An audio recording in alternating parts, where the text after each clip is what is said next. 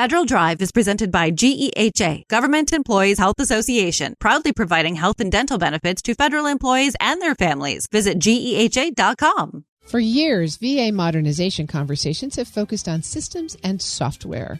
John Bartrum says the more important question is what veterans and clinicians experience when those systems either help care flow or get in the way. I spoke with the VA's departing Undersecretary for Health about where technology can improve delivery across the nation's largest healthcare system. Undersecretary Bartrum, it's so great to have you. Thanks for joining me today. Terry, it's wonderful to be here. Thank you. You have a huge responsibility over there at VA. VHA is one of the largest medical systems really in the world. But we want to talk today specifically about health IT modernization there. So when you think about the entire system and you think about all the IT systems that are part of it, what does better look like? How do you define better? So for me, better means delivering the best health care possible to our veterans because we serve them. And that's what we're here to do. We're here to serve veterans. So over the past few decades, veterans, veteran advocacy groups, Congress, the Government Accountability Office, the Office of Inspector General, independent commissions, and our employees have risen a number of flags. And the primarily one was if VHA does not restructure, we'll fall behind and veterans will pay the price. So the President, Secretary Collins, and I do not plan to let that happen. And so we are fixing that, and we're fixing parts of the system that are broken. And VHA's restructure for impact of sustainable effort, or RISE, aims to address the challenges that face the VHA healthcare system. And so RISE is focused on enhancing veteran care, improving our quality, safety, continuity of care through seamless coordination between direct care and community care service, enhancing operational consistency, which is reducing conflicting policy and care delivering guidelines through standard implementation of clinical and business operations across our entire VHA system, enhancing market level agility, which is supporting adapting to emerging healthcare trends so that our system is at the forefront of all systems and technologies, and focusing obviously on care delivery, redirecting resources to the front line of care. And so we're doing that in a number of different ways. On redirecting resources, we've got this year we're spending roughly $4.8 billion on restructuring and modernizing our facilities. So we have 170 hospitals and we have about 1,300 sites of care. And so spending $4.8 billion on those. But that allows us to spend about $1 billion to enable us to roll out the electronic health record. And so recently I was up in Dayton as we rolled out the next wave of electronic healthcare go-lives. And so Dayton, Cincinnati, and Chillicothe recently went live. We had just, prior to that, rolled out electronic health record in Michigan, and we have sites rolling out here in the near future in Indiana and other parts of the Midwest. You just rolled a whole lot of information into that first question, and so I want to try to pick it apart a little bit and go into more depth with some of those things. You talked about providers and veterans and trying to reduce friction there. Where do you see the biggest friction points in terms of how both providers and veterans engage with VHA through its IT systems? Well, so there's an old saying that if you've seen one VA, you've seen one VA. And we frequently hear this from veterans, from veteran advocacy, oversight committees, and also our own providers. And so what we're working to do is to eliminate those inconsistencies. And part of our reorganization and restructure gets to that. So the current structure that we have is riddled with redundancies that slow decision making, sow confusion, and create competing priorities. Under this reorganization of VHA, policymakers will set policy, regional leaders will focus on implementing those policies, and clinical leaders will focus on what they do best, taking care of veterans. So that consistency of care is a big theme for you. You also mentioned community care. So how are you balancing inside the systems the kinds of care and the experience of the user across community care and VA site care? So Veterans Healthcare System is the largest integrated healthcare system in our country, as you pointed out. But let's paint a picture of that. As I mentioned earlier, we operate nearly 1,400 sites of care across the nation. The comprehensive integrated system is 170 VA medical centers. In addition to that, you had mentioned community care. We have our community care providers, which are contractors that provide care for us and care for our veterans outside the system. So we have VA direct care and we have VA community care. By the end of 2026, we estimate that there will be approximately 14.3 million veterans who are eligible to enroll in VA healthcare. As of March, there were 9.2 million veterans enrolled in the VA healthcare system. And we're working diligently to reach out to the approximately 5 million veterans who are eligible but not currently enrolled. And veterans will choose to enroll in us or not enroll with us if they're eligible because they might have other health insurance. They might be a retiree. They might have DOD TRICARE as a retiree. So they have that choice to where they want to get care. But when they're in our system, they also have choice, depending on what criteria they meet and what the wait times are as to whether they use our direct care system or whether they use our community care. But with that said, everything we do is about enhancing veteran care. We're here to serve veterans, and we're listening to their common concerns. With the reorganization, we'll be better positioned to focus on care delivery, not bureaucracy. The result will be more defined roles and responsibilities for our veterans to understand who does what and how they get things done. So our reorganization was first announced publicly in December, and we set out goals of improving health care for veterans, empowering local hospital directors, and eliminating duplicate layers of bureaucracy and ensuring consistency across the system. But it didn't start in December. We actually began the process in March of 2025. And it wasn't developed by the politicals who came in with the new administration. This was developed by VHA leaders, our Veterans Health Administration leaders. They started doing visioning sessions. They did sessions with thousands of veterans employees and veterans providers across the country to look at how should we have our healthcare system look into the future. We studied successful models from public and private healthcare. So we looked at the HCA healthcare system, we looked at Kaiser, we looked at Common Spirit, Trinity Health, the Defense Health Agency, DOW generally, and Indian Health Service. In addition, we evaluated 3 of the most recent VHA failed restructuring attempts to look at what we could learn from those past challenges. We looked at multiple GAO and OIG and congressional reports, but most importantly, we listened to our veterans and our VSOs and our employees. So that's how we're getting after better to make sure that we're taking care of our veterans and putting them first. So let's follow on from that reorganization description and come back to community care for a minute, because one of the other things you've been pushing is this whole health approach to care for veterans. And when veterans are receiving care across multiple systems, I'm curious as to what you find as the biggest challenges there. Is it collecting data? Is it sharing data? What makes gathering whole health information on veterans especially challenging? There are challenges with data systems and how data systems interact and data systems that our healthcare providers in the outside have. So we're in the process right now of recompeting our community care contract.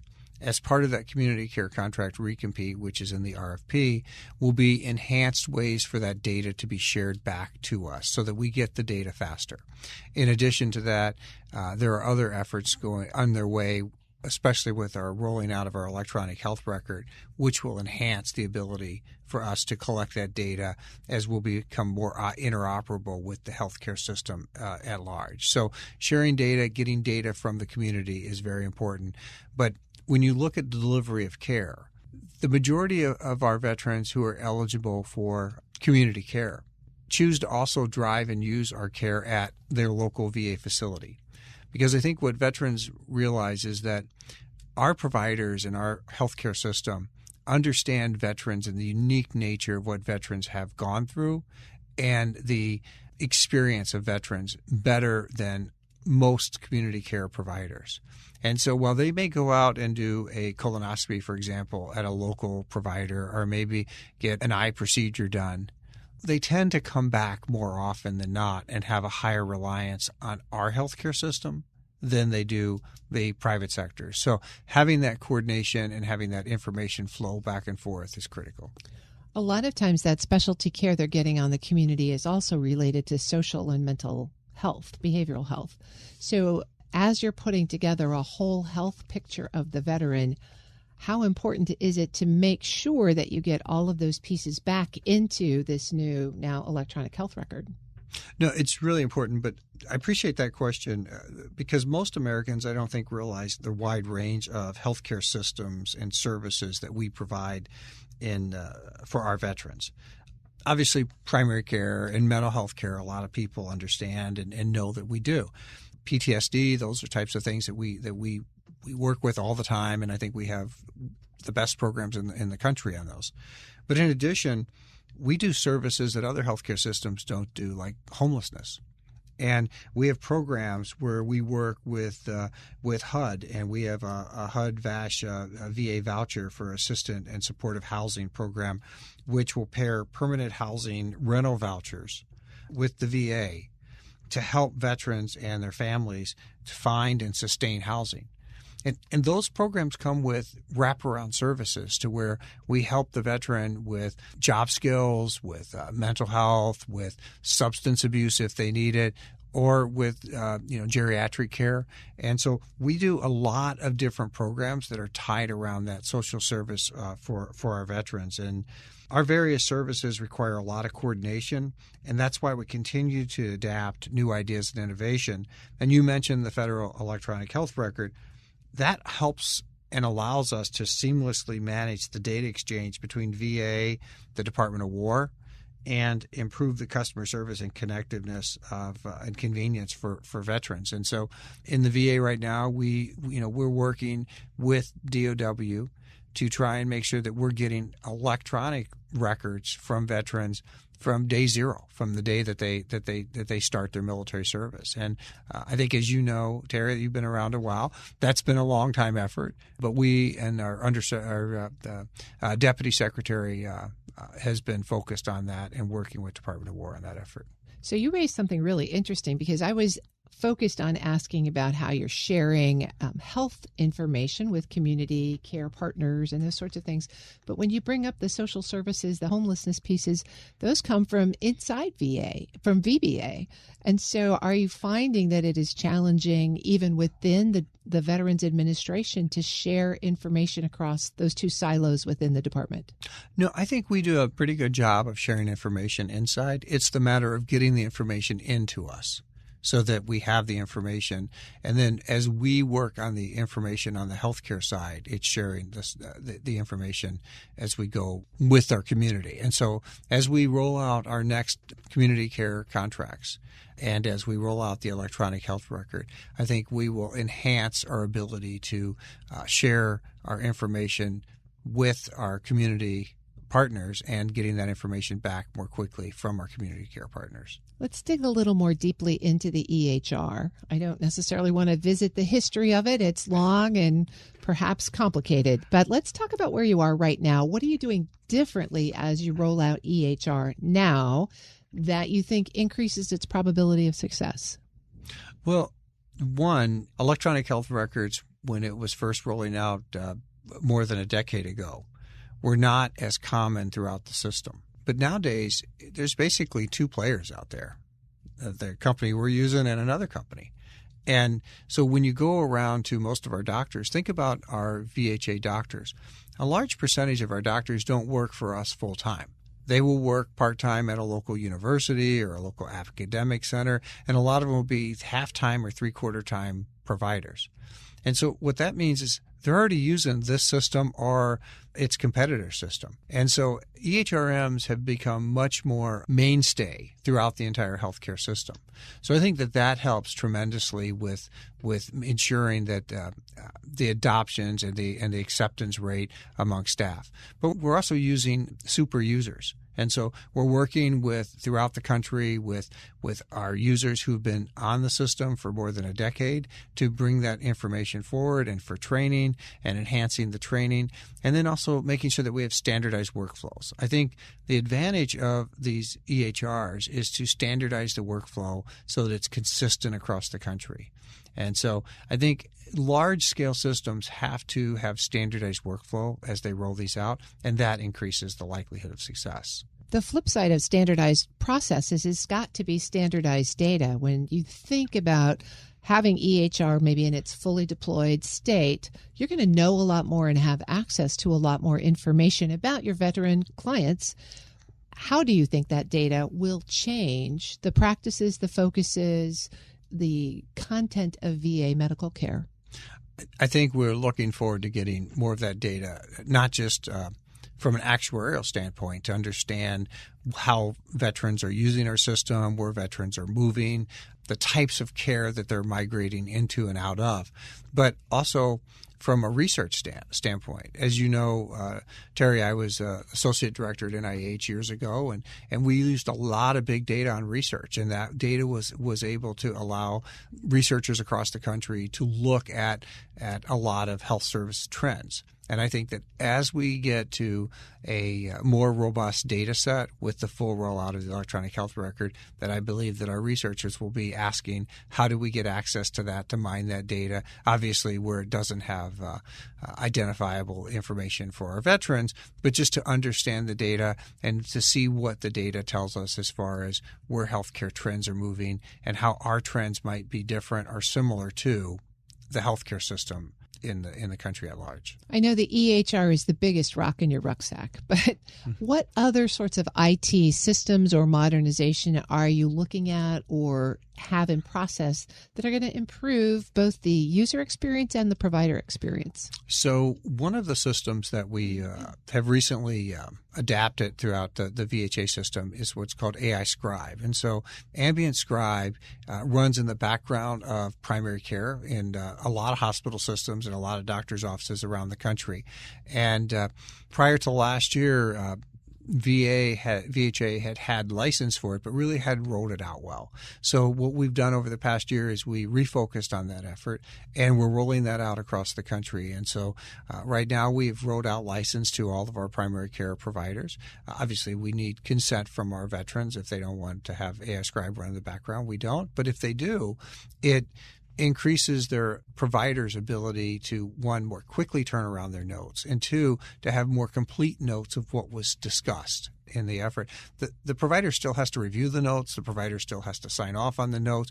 It just saves them from all the time of typing it, which reduces the burden on the provider, but also, I believe, gives our veterans a more accurate view and more robust information than they've had in the past. And so we're looking at how do we roll that out to other parts of VHA.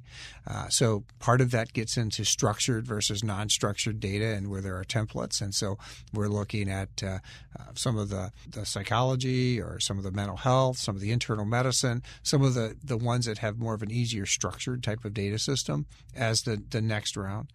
In addition to that, we just awarded a pilot for polypharma. And so polypharma is when a veteran or when an individual takes more than 5 medications at a time.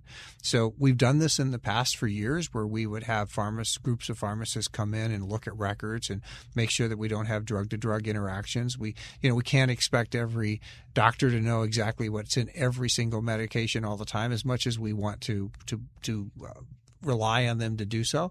So this can look at those drug-to-drug interactions. So we're doing a pilot, and it's going to be running in the background. And if this pilot goes as successful as we hope, it will be an opportunity that we can roll it out nationwide across the entire system. So we're looking forward to that. And it's used in the healthcare system, but not in large-scale hospital systems like ours to date. One of the biggest challenges that veterans have asserted in the past is scheduling. How are you rolling out new improvements to making an appointment? Sure. So we're doing that. As you may know as a veteran yourself, Terry, I don't know if you use our system, but you may or may not. But if you did, you can schedule certain systems right now on va.gov for our direct care. And for a number of years, veterans, including myself, have said, why can't I schedule my community care? And why do I have to have somebody call me and help me schedule it? Because if I'm in Blue Cross Blue Shield or Aetna or GI or any of the other systems out there and I need a referral, I'm just given a list of phone numbers and saying, go find one. Now, we treat our veterans better than that. We actually help them find those, and we call out around for them to take that burden off of them. But to some of our veterans, they would rather do it themselves. So we're working right now on what we call external provider system, EPS. And in EPS, it is going to allow our veterans to go out and self-schedule in the community care and in the direct care system. So we're working on the pilot right now. We're testing it out. I can tell you that in the demos that I've seen, it's been very promising. And I won't say it's done yet, but I will say that we have commercial partners that we're partnering with. And if you can, vision with me for a second, is that one day, if you're eligible for community care, for primary care, you'd be able to see your primary care options and your VA. And there's a reason that I think it's really critical as to why this is important. A lot of times VA gets criticized because we have these standards of you have to have care within 20 days or 28 days, which are not the standard in the healthcare system at large. In most healthcare systems across the country, there's some specialty care you're not going to get in 28 days. And so if you can't get it in 28 days, then you'll be eligible for community care. And what some of our veterans give feedback to me about is, well, yeah, but I went there and I couldn't get care for 6 months in the community. I had to wait 6 months. Well, the market is what the market is. If that's how many of those specialists that you have in your community, then you have to wait with what the community has. But I want veterans to know that they might not have been able to get it in 28 days, but they might have been able to get it in 30 at the VA and or 7 months in the community. And now they can pick and what works for them. And that's what choice is. That's why, as a veteran of 42 years myself, I can tell you that, that all of the veterans out there, I have a lot of respect for. They're my brothers and sisters. That's who I care about. That's the reason I'm in this job, is how can we support them? And I believe that this scheduling system and self-scheduling is moving to where they want the ball to go.